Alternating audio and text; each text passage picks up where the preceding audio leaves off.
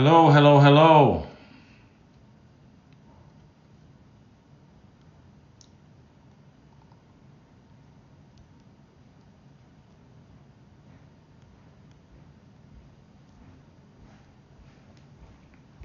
All right.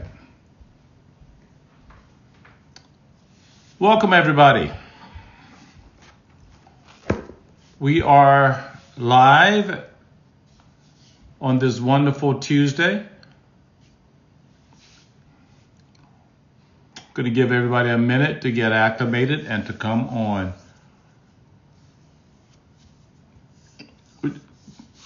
All right. Join us tonight. It's Tuesday, May 20th. And we are live again for another episode of Mary Jane for Punks, or MAPS Live. Okay. Hi, Jacqueline. How are you? Hi, Wendy. Good evening, Lauren Pilgrim from Virginia Beach. Virginia girl. I love Tidewater area. I love it. Have some great friends up in that area. Hi, Michelle Risper. How are you this evening? It's good to see you on as well. All right. We have some Q&A that we're going to be dealing with. Anne Jean Glasgow. Good evening. How are you? Renee Warren from Palm Springs. I love Palm Springs. I bought my wife a really nice bracelet out there. It's a long story behind that. They have the best thrift stores in Palm Springs. Oh my gosh. But yeah. Hi, Malikia. I'm sorry. How are you? What's up, my man Jeffrey? Good to see you, my man. Yeah. Let's get some community groups going in the 757. The 757. Okay, I assume that's VA, right? That's Virginia Beach. Let's do that. Okay? That's something we need to be doing anyway. We need to have these community groups going.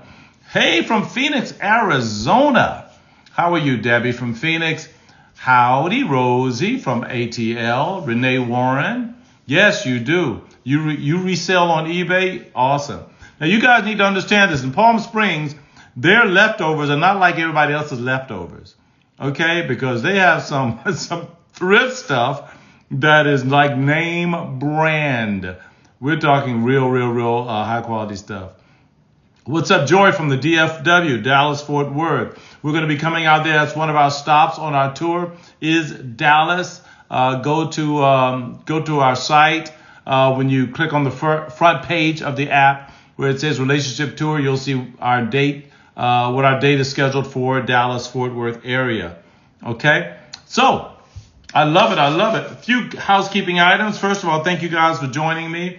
And there's so many of you all who are not speaking out, but I know you're watching.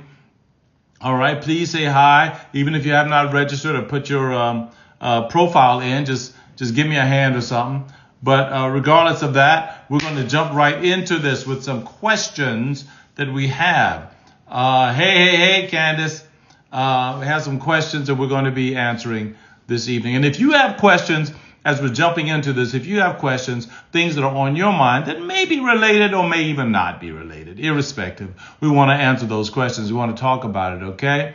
We want to talk about it. Hey, what's up, Yolanda from the Ville? I assume that is Nashville, all right? Because there's also Huntsville, all right? There's some other villes. There's Knoxville. There's, other Louisville. But I know you're talking about Nashville. What's happening? Okay.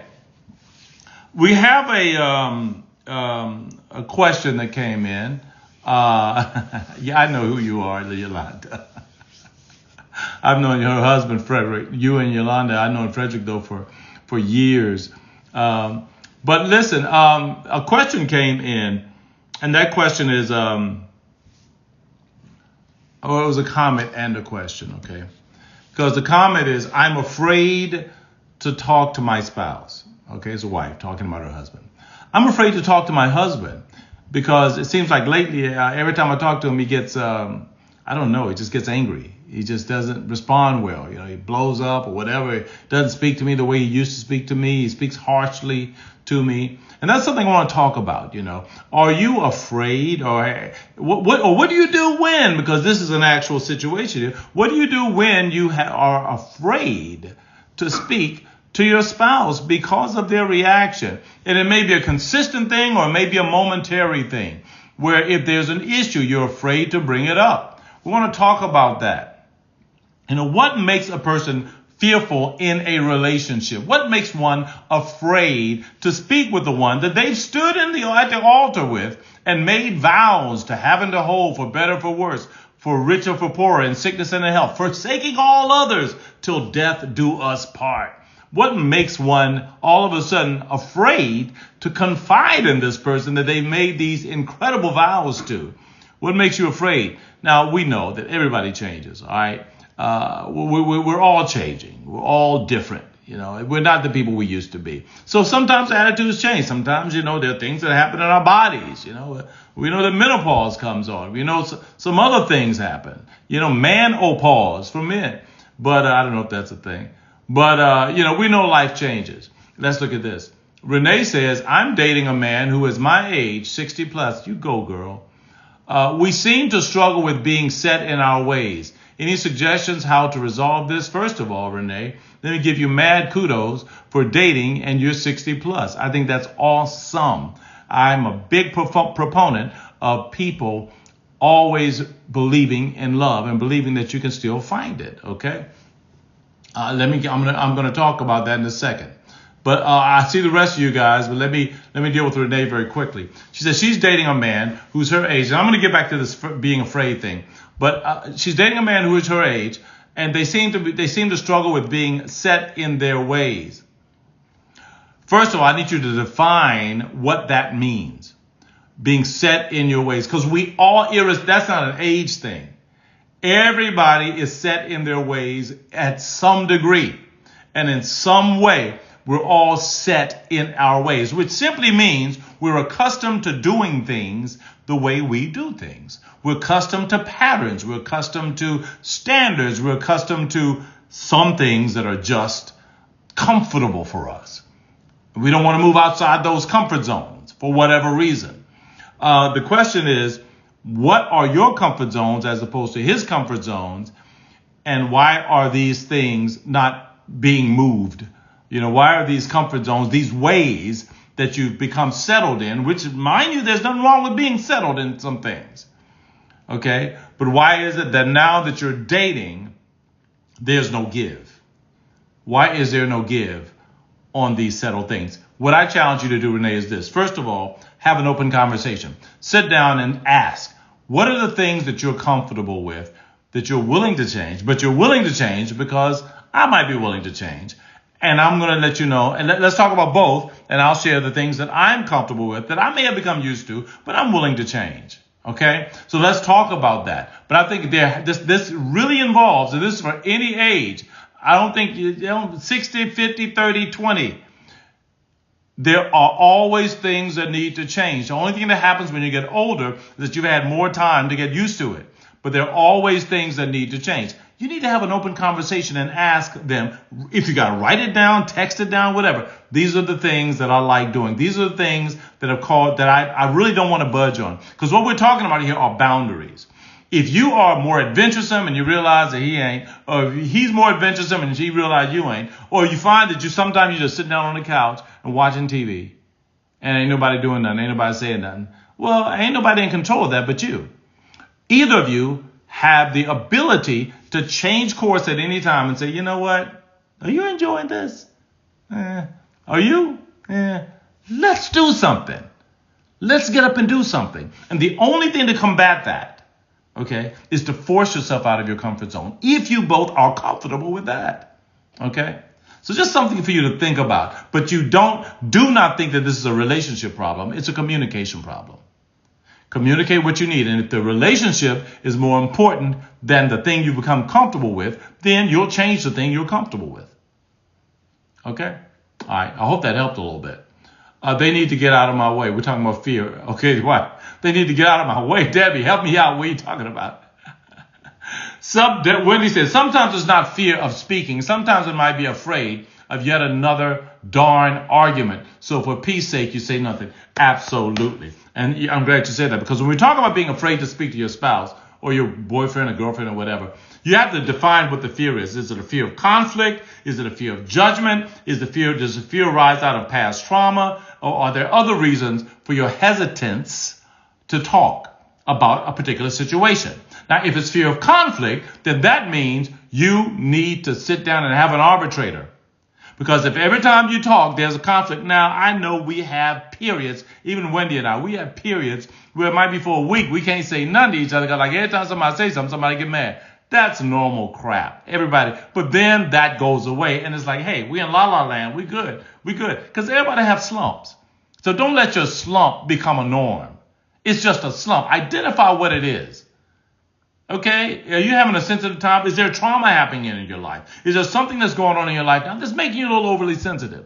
Is there something going on in your life now that you just need to resolve that may have nothing to do with your significant other? It may have nothing to do with them. You'd probably fly off the handle with anybody. Maybe you ain't had enough sex. That's right, I said it. It could be that. It could be anything. All right? Communicate what that fear is and what's the origin of it. What's the origin of that fear? Am I afraid that if I say something, there's going to be conflict? Am I afraid that if I say something, I'm going to be criticized? And if I'm afraid there's going to be conflict, it's because we have not learned to communicate in a normal way, in a civil way, where both parties feel heard. If I'm afraid that there's going to be judgment, then that means that that I'm probably sharing and you're not, and you're criticizing what I'm sharing. Okay? All right. Let's all right. Let's see what else we got here. Michelle Risper, she says this. Oh, thank you guys. You guys are bringing good stuff. I'm afraid to talk about things because I can be a bit harsh. Thank you, Michelle. Let me share something with you. Harshness is, and Michelle, this is not a criticism, but harshness ain't cute. If you want to share, and I appreciate your openness and your honesty about your own challenge here. I'm afraid to talk about things because I can be a little harsh, okay? You want to know how to check that? If you share something, follow up with a question. If I share something, says, did that come across okay? Was that a little too harsh? Because sometimes I might have that issue. And I want to know because I really don't want to be offensive. Was that a little harsh? And the person might say, yeah, that was a little spicy. I'm sorry. I didn't mean that. Okay. Did you understand what I meant? Yeah. Okay, well, let me rephrase that and then go through that process again. Okay. That way you're training yourself to get out of that. All right. Hi, Marsha James. Okay. You said Marsha James. Okay. Good evening. Hey. Okay. Change is a sign of growth. If the way we're used to doing things haven't been working, once we realize an emotionally mature grown-up, once we realize an emotionally mature grown-up doesn't have the luxury of not changing, especially if it relates to values. You're absolutely right. You have no choice but to change if you're going to be in a successful relationship. Change is mandatory. Don't let anybody tell you, and I mean this, let no one tell you, you change. You change. You're not the same person. You're not supposed to be. You're just not supposed to be. And anyone that tries to put you in that box, they're being unfair and unreasonable. Okay? You're not supposed to be the same person. Jeffrey, past traumas can make you afraid to ask your spouse certain things because of the response you think you might get. Yes. I'm a big proponent of therapy. And if you have past traumas that are causing you to be that way, well, you know what? It's almost like a child once. I remember once I went to a child, and I love kids. And I went to a child once at church, at my church. And I was like, hey, and I went to just, mess with them or, something, you pinch a cheek, whatever. You do things that old people do. And I went to do that. And the kid was like this. Whoa, wait a minute here. And I'm looking at the parents. What the heck is that all about?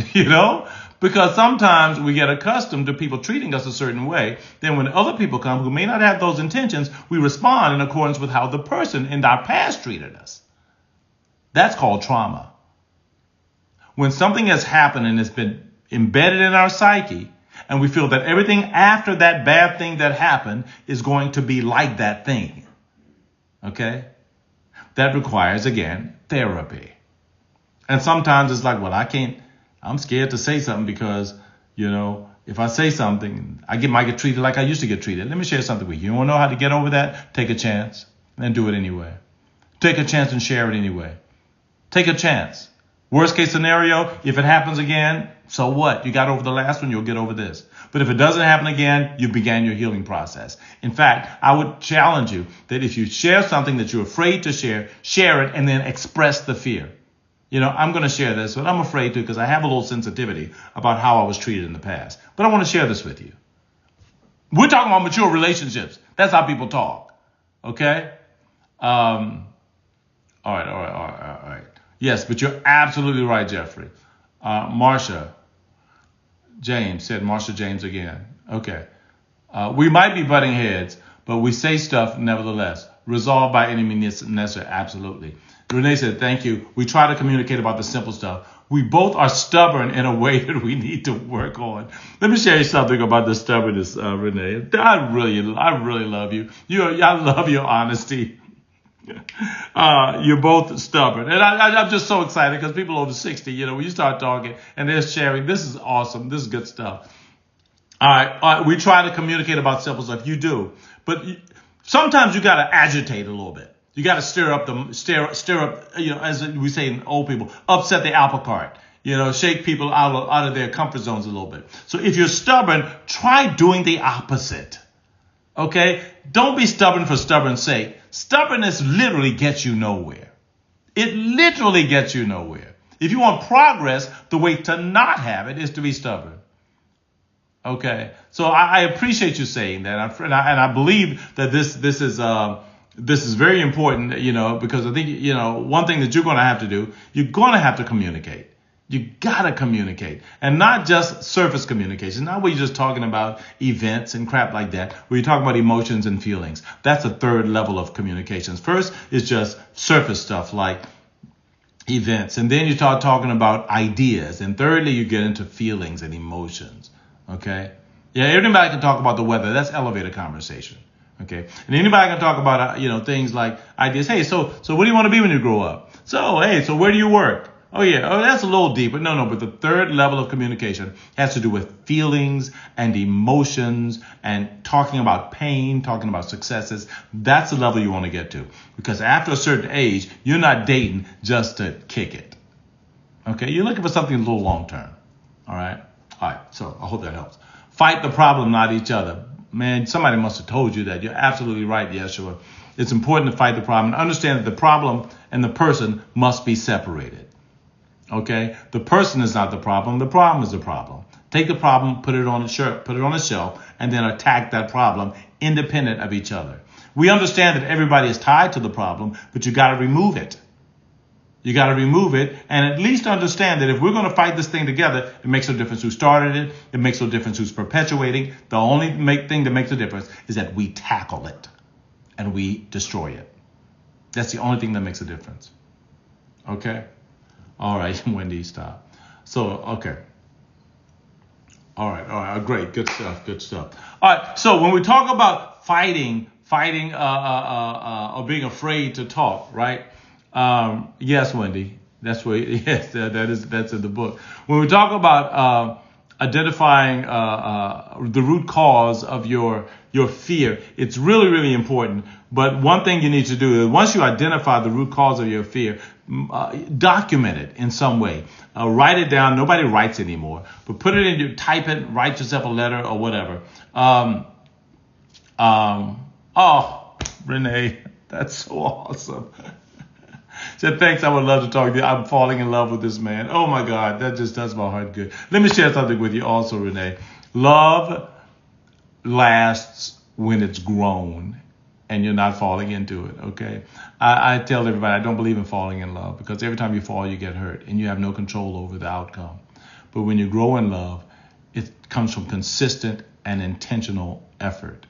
So you're growing in love with him. You're growing in love because the things that you're doing is contributing to it, and you have complete control over how that happens. And you're getting to the point now where you're going to make a decision to be exclusively committed to this person. That's what love looks like. Love is a decision we make to be exclusively committed and to fulfill one another's legitimate needs. And that's where you guys are going. You're growing towards that thing. And if you think of love like that it's a growth process, it's going to fare you so much better.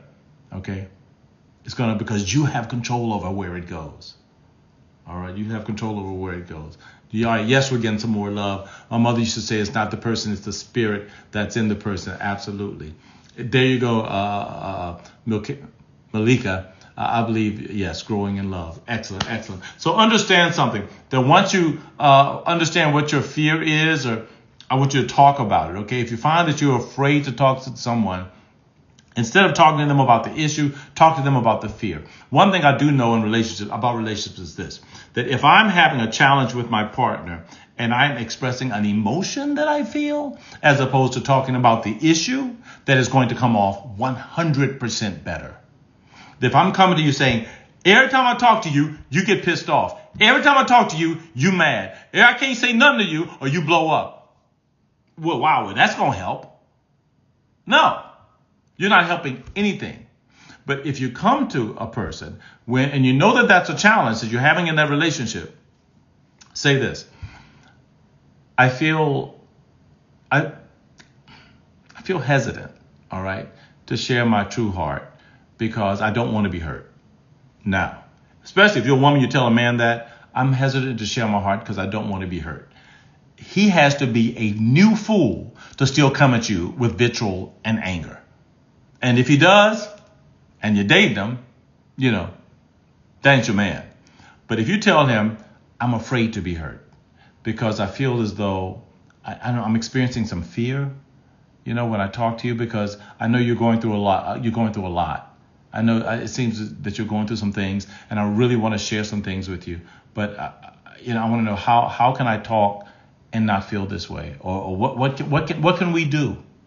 Okay, and enter into that conversation. Ease into it. Focus on the feelings. Okay, ease into that conversation. Talk about the fear. Talk about how you feel about it, and express your pain and express your need to be heard. Okay, and then focus on understanding. Once you express the fear, focus on understanding. Remind your spouse that you're here to talk, and that the purpose of this conversation is to understand each other and not attack one another.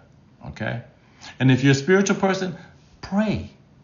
Right? Even if you're not, say, can we just hold hands and just have a moment to just be in each other's presence and meditate? Okay? You just listen to a song together. Okay? And then, as Yeshua has already said, address the problem.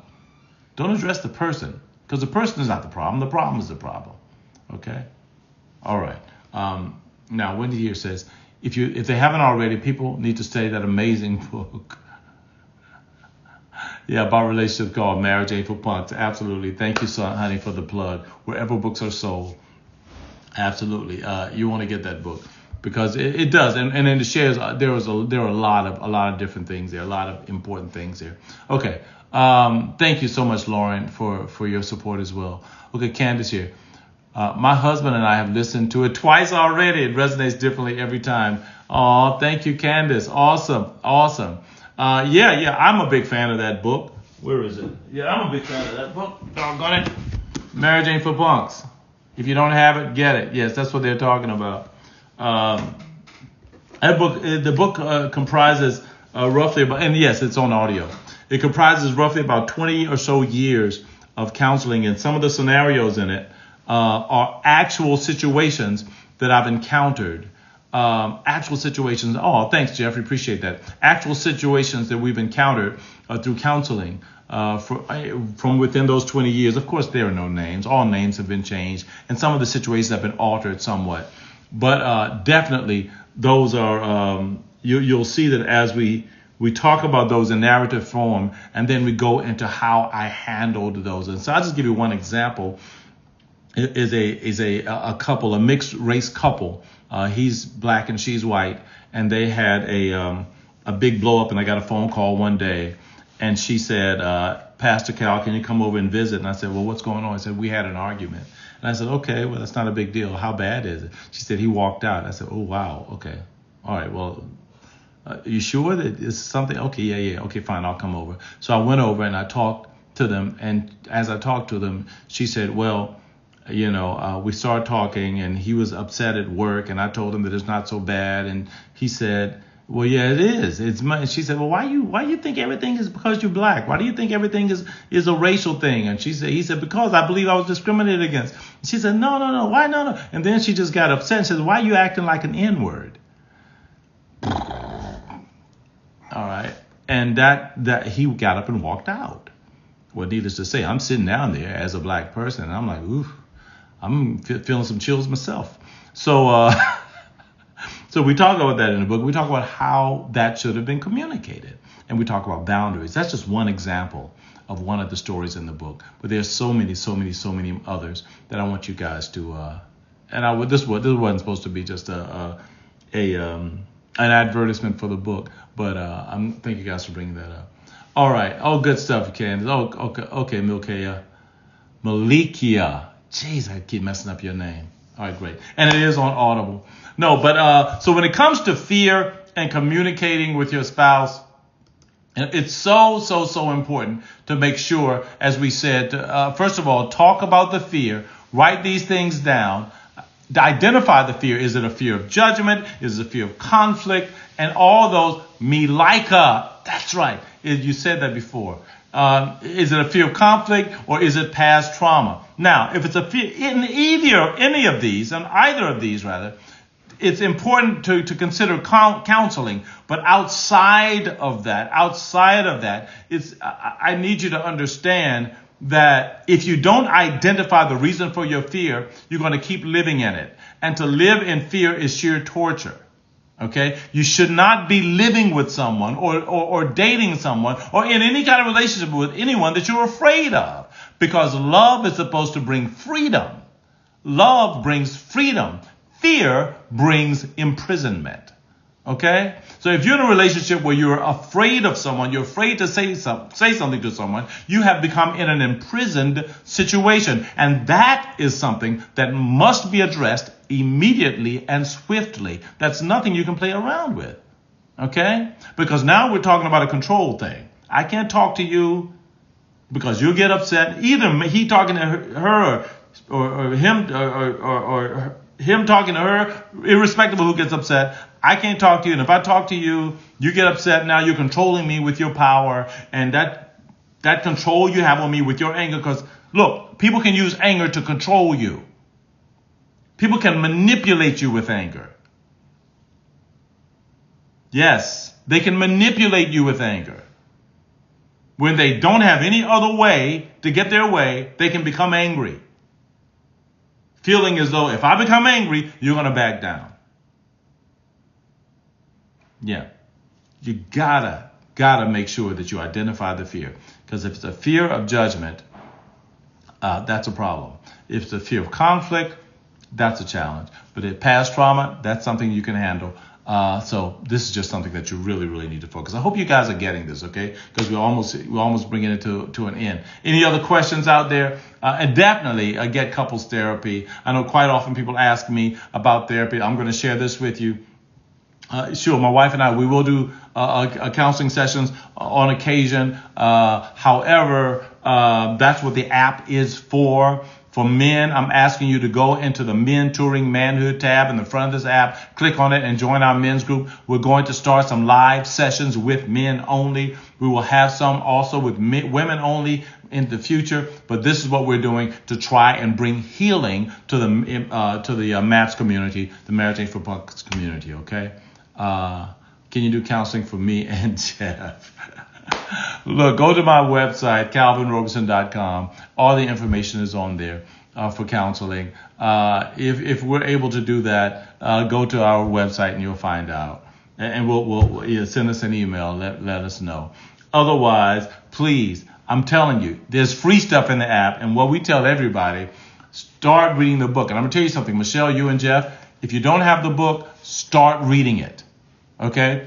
what you're going to find is that once you start reading this book, it's going to bring out so much. You start listening to it together, it's going to start bringing out some things, okay? And you may, and I tell everyone, great, awesome, Michelle.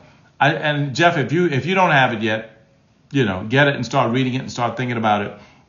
And then after push comes to shove, yeah, we definitely, would consider talking to people. I can't say anything because I don't even do my own scheduling. So, but please go to the website and you'll figure, and we'll take it from there. All right.